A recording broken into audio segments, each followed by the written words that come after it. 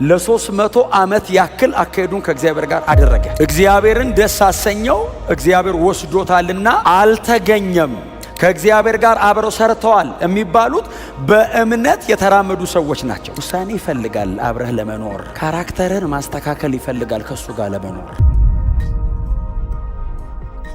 የሚወደውን ማወቅ አለብህ አብረው ለመቆየት። የምትፈልገውን መጣል አለብህ የሱን ፍላጎት ለማሟላት። ምክንያቱም እግዚአብሔር አንተ ጋር ሲመጣ ኃጢአትህን እሺ ብሎ አይደለም የሚመጣው፣ ጽድቁን ይዞ ነው የሚመጣው። ከአንተ ኃጢአት ጋር ስለማይስማማ ኃጢአትን መጣል ይጠይቃል። ክርስቲያን በሙሉ ሞት የሚባል ነገር አይቀምስም የሚል ትምህርት አይደለም ያለው ኢየሱስ። ከሞት በላይ ያረጋችኋለሁ ነው። ያንቀላፋል ክርስቲያን።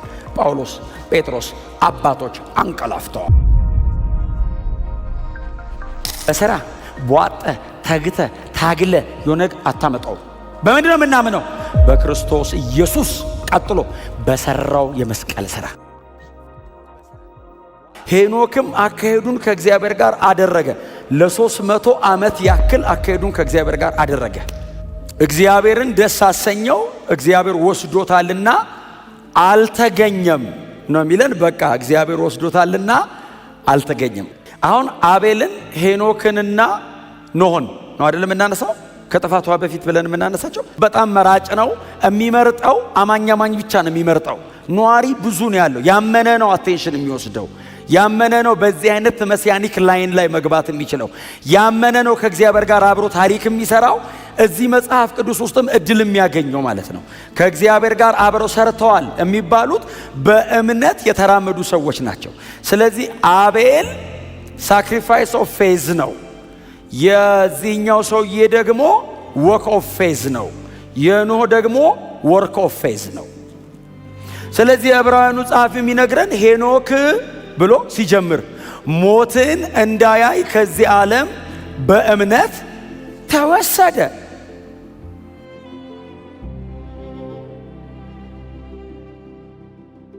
እምነት አለው ማለት ስላላየው ነገር የገባው ነገር አለ። ተረድቷል። ከእግዚአብሔር ጋር ወክ ሲያረግ የማይታይ የገባው ነገር አለ። ተረድቷል። እምነት አስረድቶታል። ቀጥሎ እርግጠኛ አርጎታል። ዝም ብሎ የሚባል እምነት የለም። አየር ላይ የሚፈጠር እምነት የለም። ለማመን እግዚአብሔር ሪቪል የሚያደርገው ነገር ያስፈልጋል። ለማመን ተስፋ የምታደርገው ነገር ያስፈልጋል። ስለዚህ ሄኖክ አምኗል ካለን ያየው ነገር አለ፣ የተረዳው ነገር አለ፣ የተገባው ተስፋ አለ። አንደርስታንድ አድርጓል። መጽሐፍ ቅዱሳችን ላይ ሞትን ያላየው እኮ ይህ ሰውዬ ነው አይደል? ሞትን አላዩም የሚለው ትክክለኛ ቃሉ ኤክስፔሪየንስ አላደረጉትም። ሞትን አያውቁትም እስካሁን።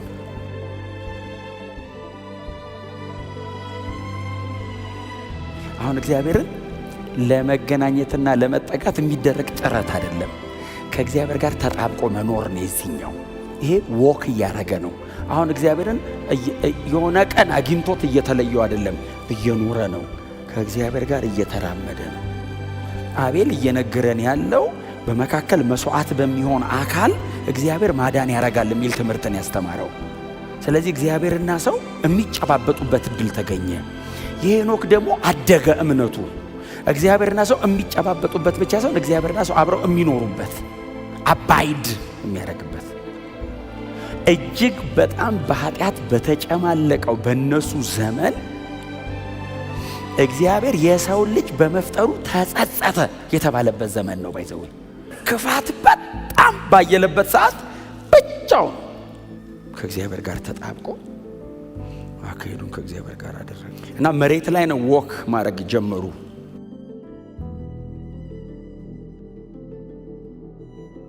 ውሳኔ ይፈልጋል አብረህ ለመኖር። ካራክተርን ማስተካከል ይፈልጋል ከሱ ጋር ለመኖር። የሚወደውን ማወቅ አለብህ አብረው ለመቆየት። የምትፈልገውን መጣል አለብህ የሱን ፍላጎት ለማሟላት። ምክንያቱም እግዚአብሔር አንተ ጋር ሲመጣ ኃጢአትህን እሺ ብሎ አይደለም የሚመጣው፣ ጽድቁን ይዞ ነው የሚመጣው። ከአንተ ኃጢአት ጋር ስለማይስማማ ኃጢአትን መጣል ይጠይቃል። በጣም ብዙ ነገር መተው አለብህ ከሱ ጋር ለመቆየት። እግዚአብሔር አይሻማም ከሌላ ጋር፣ ለብቻው ነው የሚፈልግህ። ስለዚህ እግዚአብሔር የግል ነው የሚያረግህ። እግዚአብሔር የኔ ብቻ አይደለም የዓለም ሁሉ ነው። እኔ ግን የእግዚአብሔር ብቻ ነኝ፣ የሌላ መሆን አልችልም። ኢቭን እኔን እንኳን ማኖር አይፈልግም። እኔን ኢቭን መግደል ነው ፕሮግራሙ። ለምን? እኔም አልሆንም።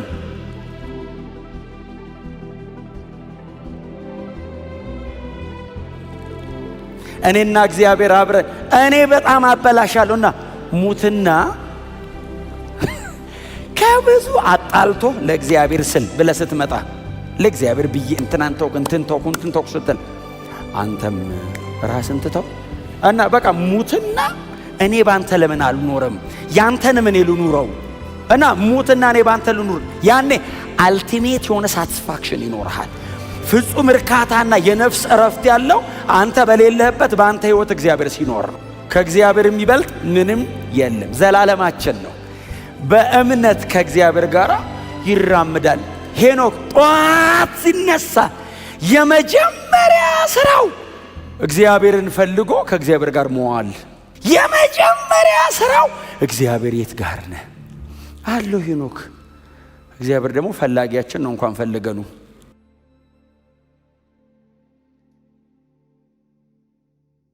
እግዚአብሔርን ደስ እንዳሰኘ ተመሰከረለታልና እግዚአብሔር እንዲህ ነው ደስ የምናሰኘው ሲሉ ያለ እምነት እግዚአብሔርን ደስ ማሰኘት አይቻልም ማለት እዛው። ምንድነው የምናምነው ሲሉት አንደኛ እግዚአብሔር እንዳለ፣ ቀጥሎ ያለ የተቀመጠ ዙፋን ላይ ያለ የሆነ ፈጣሪ ብቻ ሳይሆን ለሚፈልጉት ደግሞ ዋጋ የሚሰጥ መሆኑን ካመንክ ደስ ይለዋል። እግዚአብሔር ወስዶታልና አልተገኘም። ምን ማለት አልተገኘም ማለት ፈልገውታል ማለት ነው። አሁን በሄኖክ ዘመን ብዙ ሰው አልነበረም። ሙሴም ሲጽፈው ብዙ የነገረው ሰው ስለሌለ እንደው ዝም ብሎ እግዚአብሔር ወስዶታልና አልተገኘም ብሎ ጻፈ። ሰው ሲወሰድ ሰው እንደሚፈልገው የምታውቁት ሁለተኛ ነገሥት ምዕራፍ 2 ላይ ኤልያስ ትዝ ይላችኋል። ሄኖክ ለዛውም ምንም የተለየ መጽሐፍ ቅዱስ የነገረን አካሄድ የለውም። እያዩት ሄደ ምናምን የሚል የለም። እግዚአብሔር ወስዶታልና አልተገኘም ነው። ኤልያስስ ታይቷል ሲሄድ።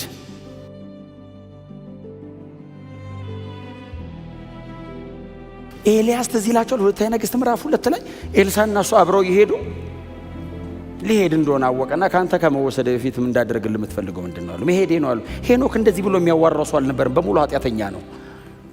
ኤልያስ አንድ የቀረ አግኝቷል። ቀጥሎ 50 አሉ በየከተማው። ምንድነው የምትፈልገው ሲለው አንተ ላይ ያለው በእጥፍ ይሁን ምናምን ሲለው አስቸጋሪ ነገር ጠይቃል። ወሬ ነው እንደ ጎን ለጎን አይሄድም።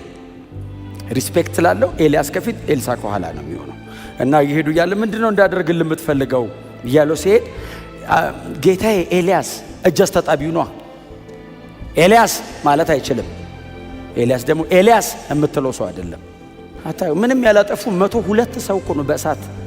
ሶስተኛው እኮ በጣም ዋይዝ አይደል? ሶስተኛው ይሄ 150 አለቃውና ሲመጣ አካባቢዋን ሳይት የተቃጠለ ሳር ምናምን አየ።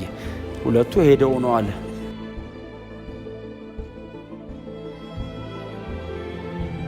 ስለዚህ ጌታዬ ሆይ ፈቃድ ቢሆን አፕሮች ከተበላሸ ባይዞ የእሳት ወርዶ ምናምን ልጅ ንግግር እኮ ነው ያበላሹት። ምን አደረጉ? አልጎተቱት፣ አልነኩት። ውረድ ንጉሥ ይፈልጋል። ትክክል እኮ ነው። ኤልያስን ባይዞ እንዴ ትፈልጋለህ ብትለው እንደዚህ ብትይዘው አሁን ለምን መሰለ እሳት ምናምን የማይወርደው? አሁን ኦሬዲ ኢየሱስ መስቀል ላይ ስለሞተ ድሮስ የእግዚአብሔር መልአክ ኤልያስ አጠገብ ነበር ይላል። መልአክ እኮ ነው ባይዞ ይሄን ሁሉ ስራ ያሰራው። ኢየሱስ ቢሆንስ እሳት ወርዶ ይብላ ምናምን አይልም። እየወጉት ማራቸው ነው የሚለው። አሁን እኮ የኛው ኪዳን እኮ በጣም ከባድ ነው። ያስገድልሃል። አዲስ ኪዳን ያስገድልሃል። ባይዞ መልስም አትሰጥም።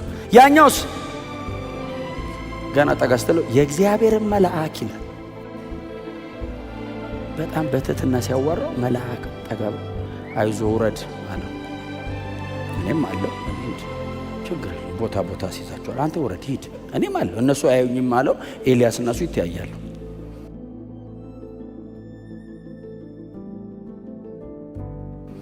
ኤልያስ ቀና ብሎ የሚሄደው ባይዞ ጡንቻውን ተማምኖ እንዳይመስልህ። በመትረየስ ማትመታው መልአክ አጠገቡ አለ፣ ያቀልጣል። እና ኤልሳ ከኋላ ከኋላው እየተከተለ ጌታዬ አለው። አቤት አለው። የምፈልገውና ያለው አንተ ላይ ያለው መንፈስ በእጥፍ ሆኖ በእኔ ላይ እንዲወርድብኝ ሲለው አስቸጋሪ ነገር ነው የጠየቅከው። ከብዶት አያውቅም ኤልያስ። እሳት ማውረድ ብትል እጅ ጭኖ ይጸልይላል። ያውርድ ወንዝ መክፈል ብትል አሁን ሊከፍለው ነው ያለፈው መክፈል ይልላል።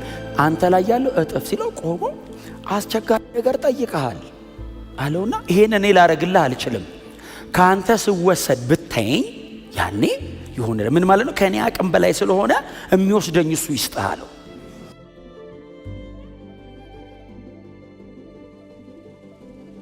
አሁን የጠየቀው አገልግሎቱን አይደለም ፐርሰኑን የጠየቀው።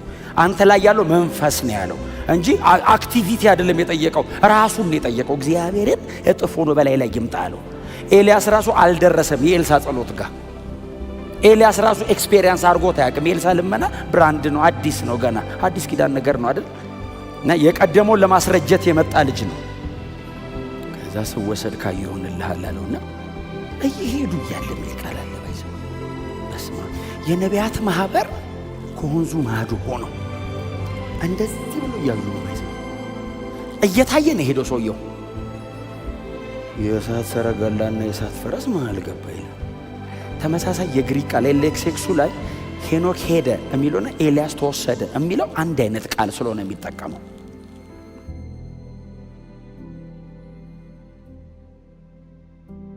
ኤልያስም የእሳቱ ሰረገላ ላይ ተቀመጠ አይደለም የሚለው።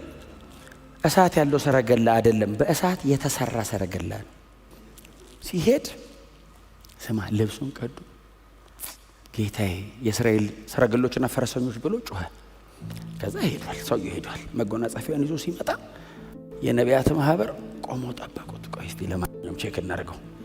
ኤልያስ ከፍሎለት ነው የተሻገረው። ኤልያስ ነው የከፈለው። የኤልያስ አምላክ አይደል ያለው። እግዚአብሔር የት ነህ አለው። መጣሃል አልመጣህም ነው። ለመውረዱ ምልክት አላንቀጠቀጠው፣ አላስጮኸው፣ ምንም አላረገውም። እና ይምጣ ይምጣ አላወቀም። ታውቃለህ ቷ ብሎ ሲከፈል የነቢያት ማህበር በሩቅ ቆመው የጌታው መንፈስ በላዩ ላይ ወርዶበታል አሉ ይላል። ከዛ የነቢያት ማህበር ኦሬዲ አንተ ላይ እጥፍ መንፈስ መጥቷል። አዎ ኤልያስ ግን አሉት አዎ የሆነ ጫካ ውስጥ ወይ ዱር ውስጥ ወይ ጢሻ ውስጥ ወድቆ ሊሆን ይችላልና እንፈልገው።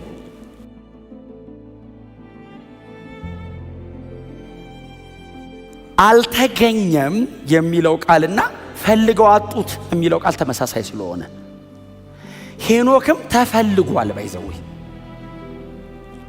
አካሄዱን ከእግዚአብሔር ጋር ማረጉን እዛ በሱ ዙሪያ የነበረው ዓለም በሙሉ አይቶታል። ሄኖኬቱ ከእግዚአብሔር ጋር ወክ የሚያረገው ከእግዚአብሔር ጋር አብሮ የሚራመደው ምን አምኗል ማለት ነው? እግዚአብሔር በሰማይ እንዳለ አምኗል። እግዚአብሔር አብሮት እንዳለ አምኗል።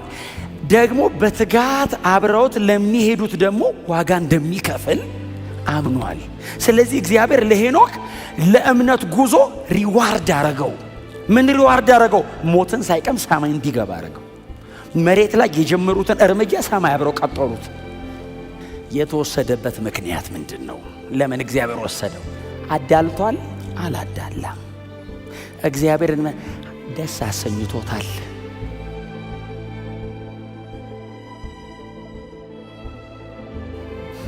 ሄኖክ ይህንን ኤክስፔሪየንስ ያደረገው በምንድን ነው? በእምነት። እምነት የሚመሰረተው የእግዚአብሔር ቃል ላይ ነው። እኔ በገባኝ መጠን ላይ ገባው ይችላል። ስለ ኢየሱስ ግን ብለርድ እያደረገበትም ቢሆን ይገባዋል። አቤል ከገባው በመስዋዕት ሚዳን ነገር ከገባው፣ አቤል በመስዋዕትነት ሳልቬሽን የሚል ትምህርት ከገባው፣ ይሄ ደግሞ ሞር አድቫንስ ነው፣ ትምህርቱ አድጓል። ከእግዚአብሔር ጋር መኖር ከገባው፣ ስለዚህ እግዚአብሔር ለዘላለም የሚያኖርበት የራሱ መንገድ አለው፣ ገብቶታል። ስለዚህ ወሰደው። እያስተማረን ያለው በመስዋዕትነት ትታረቃላችሁ ብቻ ሳይሆን ከታረቃችሁ በኋላ ከእግዚአብሔር ጋር ትኖራላችሁ ነው ትምህርቱ። የት ነው የምንኖረው? መሬት ትጀምሯል፣ ሰማይ ተቀጥሏል። የሄኖክ ትምህርት እሱ ነው። መሬት ጀምሮ 300 ዓመት ኖሩ፣ ሰማይ ለዘላለም ለመኖር ተቀላቀለው እግዚአብሔር።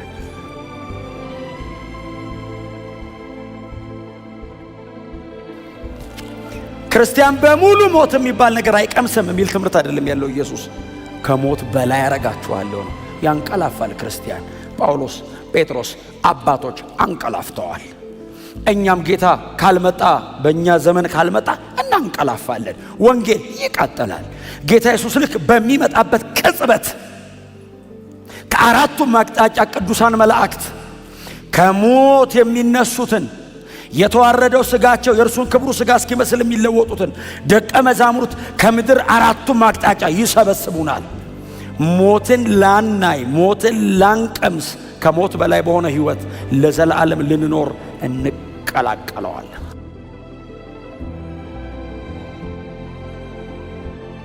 በሥራ አይሆንም። ሄኖክ ይሄ ነው ትምህርቱ።